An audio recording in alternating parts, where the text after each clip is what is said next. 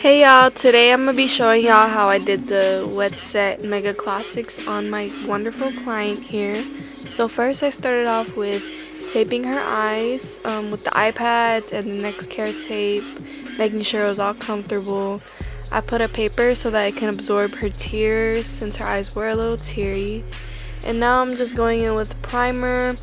I just use a generic primer from Amazon.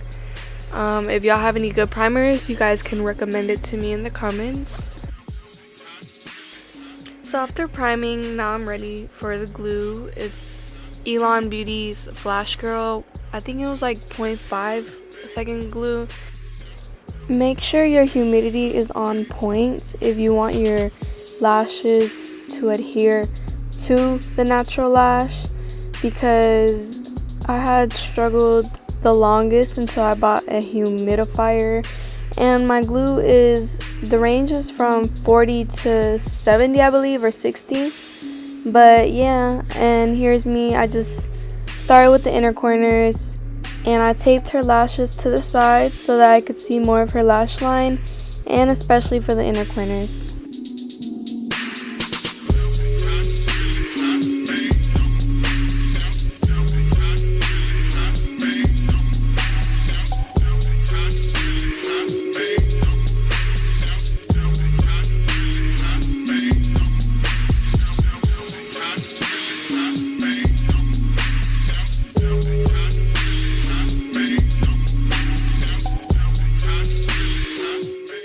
And you could see me here.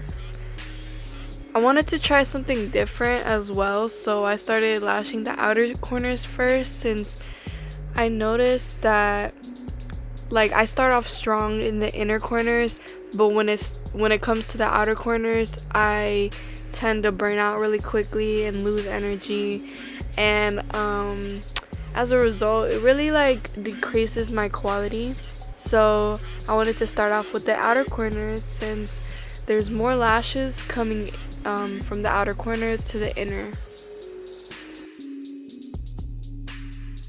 So a trick that I learned with the outer corners and just lash placement in general is that you want to go in the direction of the lash line.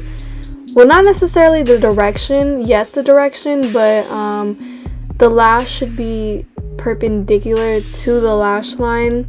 But if you want to create that swoop for the outers and the inner corners, you want to kind of push the lash towards one end. Like for instance, if you're doing the outer corners, you want to push the lash towards the ear, and if you want to do the inner corners, you're pushing the lash towards the nose.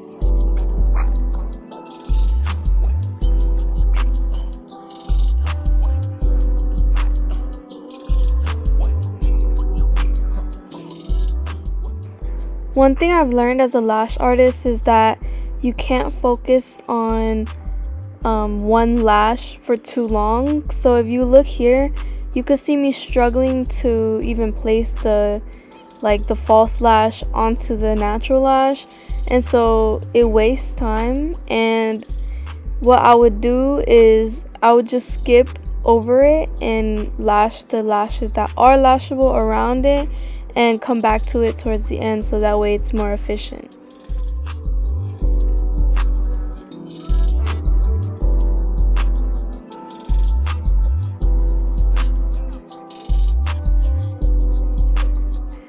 And you could see here that I'm placing lashes basically just randomly, but obviously using the same lengths. I use different diameters, as you can see, because some lashes I place down are thicker than others. I personally like that because it gives more dimension to the set, and especially since it's a wet look slash mega classic, there's no difference between a wet look and a mega classic because the technique is the same.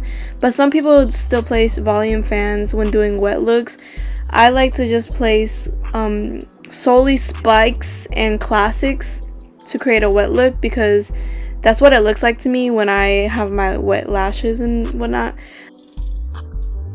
I'm just going in and I'm placing just sporadically random lashes .07 and .18 to create the mega classic look, but I try not to make the spikes too much of a narrow fan, or else it'll start looking like a light volume set. So I try to keep the spikes as pointy as possible.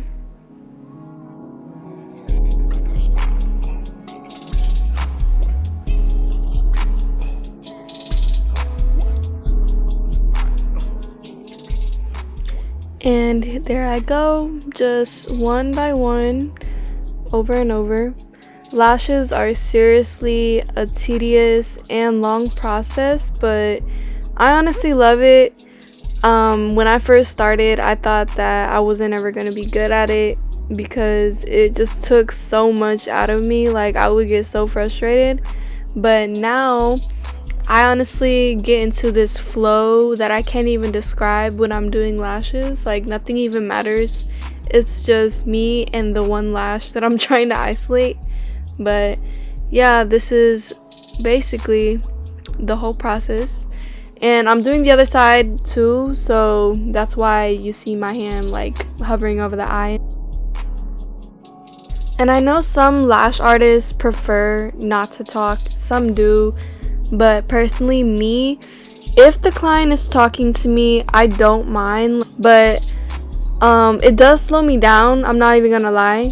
And plus, I'm naturally a shy person, so that's why sometimes I'm like quiet on default, because I'm really introverted. But you know, I'm chilling all, like I'm nice and whatnot. But yeah, I think that's something I want to work on though, especially being in the industry. I want to be able to talk to everybody that comes through the door and make them feel really welcome and comfortable. But hopefully I already do that, but I don't know. Another thing that I like to do is isolate with the other tweezer. You can see here, like, I'm using the other tweezer to lift the lash up so that I can isolate one lash perfectly. And this is harder with volume sets just because, well, if you're pinching or hand making the fans, because you'll lose the isolated lash because you need to use your other hand to make the fan. But I just find with classics and sets like these, you know, it's easier to isolate with the other tweezer, and it'll make the process a lot quicker. My camera actually died while I was finishing up, so I couldn't really record the finished look, but I'll insert it here in the next clip. And here you have the finished, completed look. This style is dark and bold, but at the same time, simple and elegant. This is perfect for someone who's not really used to a volume look but still wants that dark lash line. Thank you for watching. Bye.